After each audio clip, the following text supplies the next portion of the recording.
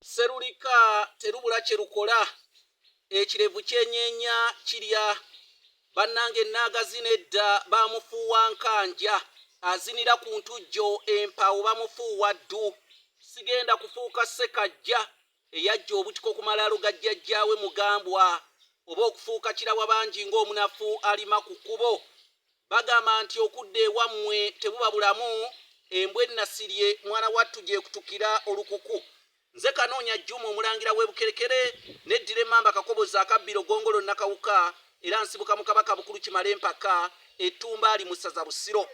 Bannange mwenna abawandiisi ng'owandiika ekitabo wakiwandiika tekitambula jangu tukimulisa abantu. Ekitabo kino kati kyennina kyawandiikibwa Dr. Joseph Lubega. Dr. Joseph Lubega awangalya mu ggwanga erya Amerika. Ekitabo kyo kiyitibwa Ebyama bya Walumbe. Dokita ono yawandiika ku byama bya Walumbe. Noonya ekitabo kino oba ntuukirira ng'oyita Kasalaba 256 751 47 oba oyinza okuyita Kasalaba 256 788 461 228. Njagala owulirize bulungi. Abaganda bwe bazaala abaana ababiri, abaana abo ababiri oba mulenzi na muwala bayitibwa balongo, oba muwala ku muwala bayitibwa balongo, oba mulenzi ku mulenzi bayitibwa balongo.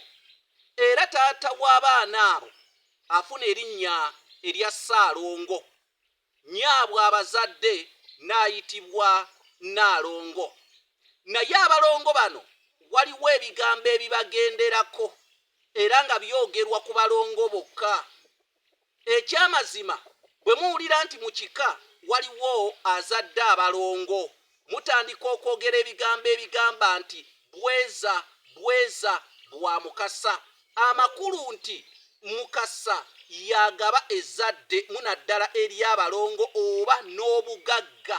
Era n'ebintu we muba mufunye ng'omusajja agagga wadde afunye ebintu era yeekolanga lubaale Mukasa nti bweza bwa Mukasa. Kitegeeza okweza ayazizza.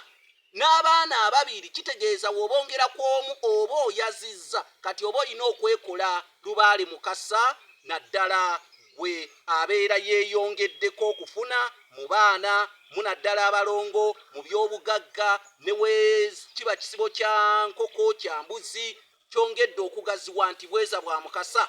Abalongo ebiseera ebisinga bw'obeera obabuuzaako nti tobabuuzaako nti abaana bali batya, obuuza kitaabwe oba nnyabwe nti gawuga gawuga nga ye akuddamu nti gawuga. Awo oba omubuuza nti abaana abalongo bali bulungi nti gawuga gawuga nti ye gawuga. Kati ate Ssaalongo bw'amanya nti nazadde abalongo yeesiba ebbombo ku mutwe n'awalampa ennyumba munnange n'alangirira nti bweza bweza bwa Mukasa. Okwo kwe kuyitibwa okubika abalongo era akikola ku kika ewaabwe n'akikola n'ewannazaala we oba n'akikola ne ku bukoddomi bwe.